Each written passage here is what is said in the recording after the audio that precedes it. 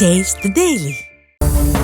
ராமநாதபுரம் மாவட்ட ஆட்சியர் அலுவலக வளாகத்தில் உள்ள சீதக்காதி சேதுபதி விளையாட்டு மைதானத்தில் கடந்த 30 ஆண்டுகளுக்கு மேலாக கிரிக்கெட் வீரர்கள் பயிற்சி மேற்கொண்டு பல்வேறு போட்டிகளில் விளையாடி வந்தனர். அதேபோல ராமநாதபுரம் மாவட்ட கிரிக்கெட் சங்கம் சார்பில் பல்வேறு தொடர் மற்றும் மாவட்ட அளவிலான லீக் போட்டிகளும் நடத்தப்பட்டுள்ளன.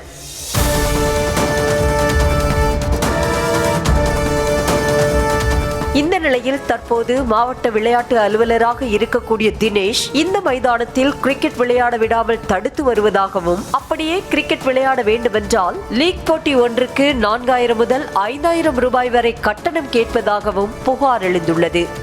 புதுசாக வந்திருக்க டிஎஸ் என்ன பண்ணுறாங்கன்னா, மேட்ச் எதுவும் நடத்தினா 5000 4000 காசு கேட்குறாங்க, பேமெண்ட் கேட்குறாங்க. இப்போ உள்ள நம்ம ராமநாதபுரம் மாவட்டத்திலேருந்து வர்ற மக்கள்லாம் கொஞ்சம் ஏதோ கஷ்டப்படுற விவசாய மக்களாக வர்றாங்க. அவங்கள்ட்ட இருந்து ஃபர்ஸ்ட் பீஸ் கொண்டு வரதுக்கே பெரிய விஷயம். அவங்கெல்லாம் காசு கட்டி விளையாடுறது பெரிய அபூர்வம் தான் அது. மேலும் பயிற்சியுடன் கூடிய விளையாட்டு விடுதி சென்னைக்கு மாற்றப்பட்டதால் சுற்றுவட்டார கிராமப்புற வீரர்கள் மட்டுமன்றி தூத்துக்குடி, விருதுநகர், சிவகங்கை போன்ற பிற மாவட்ட கிரிக்கெட் வீரர்களும் விடுதியில் தங்கி பயிற்சி பெற முடியாத நிலை ஏற்பட்டுள்ளதாக விளையாட்டு வீரர்கள் வேதனை தெரிவிக்கின்றனர். இந்த ஸ்போர்ட்ஸ் தூக்குறதுனால இங்கே நிறைய மக்களுக்கு, நிறைய பசங்களுக்கு உள்ள பாதிப்பு நிறைய ஏற்பட்டது. அதனால அதுக்கும் காரணம் இந்த டிஎஸ்ஓ தான். கிரிக்கெட் இந்த ஸ்டேடியத்தில் கிரிக்கெட் தான் முதல் ஆரம்பிச்சாங்க. அங்கே கிரிக்கெட் வச்சு தான் எல்லா கேமும் உள்ள வந்தாங்க. அதுக்கப்புறம் இப்போ கிரிக்கெட் எடுத்துட்டாங்க. இப்போ மறுபடியும் கிரிக்கெட் விளையாடணும்னு நாங்கள் விரும்பி கேட்டுக்கிறோம். இது தொடர்பாக மாவட்ட ஆட்சியர் அலுவலகத்தில் புகார் மனு அளித்த பாதிக்கப்பட்ட கிரிக்கெட் வீரர்கள் தாங்கள் பயிற்சி பெறுவதற்கு முட்டுக்கட்டையாக இருக்கும் மாவட்ட விளையாட்டு அலுவலர் தினேஷ் மீது உரிய நடவடிக்கை எடுக்க வேண்டும் என வலியுறுத்தினர்.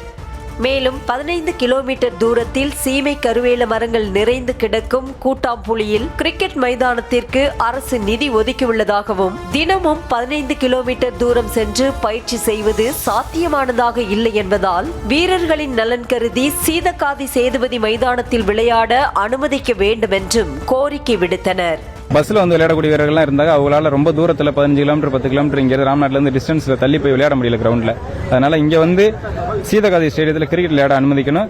ஒரு 4-5 மாவட்ட வீரர்கள் வந்து இங்கே நல்ல ஸ்போர்ட்ஸ் ஹாஸ்டலில் தங்கி அவங்களா விளையாண்டுட்டு இருந்தாங்க. இப்போ 4-5 மாவட்டமும் பாதிக்குது, ராமநாதபுரம் மாவட்டமும் பாதிக்குது. ஸ்போர்ட்ஸ் ஹாஸ்டலில் மீண்டும் இங்கே கொண்டு வரணும்.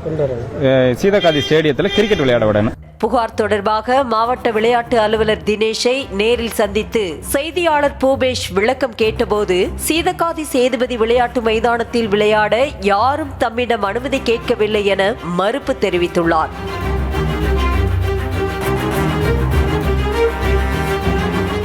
விளையாட்டு வீரர்களை ஊக்கப்படுத்தும் வகையில் தமிழக அரசும் சம்பந்தப்பட்ட துறை அமைச்சரும் துணை முதலமைச்சருமான உதயநிதி ஸ்டாலின் பல்வேறு திட்டங்களை செயல்படுத்தி வரும் நிலையில் ராமநாதபுரம் மாவட்ட கிரிக்கெட் வீரர்களின் கோரிக்கையை நிறைவேற்றி தர வேண்டும் என்பதே அனைவரின் எதிர்பார்ப்பு.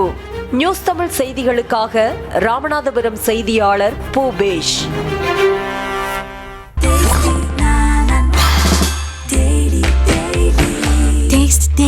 Taste the Daily.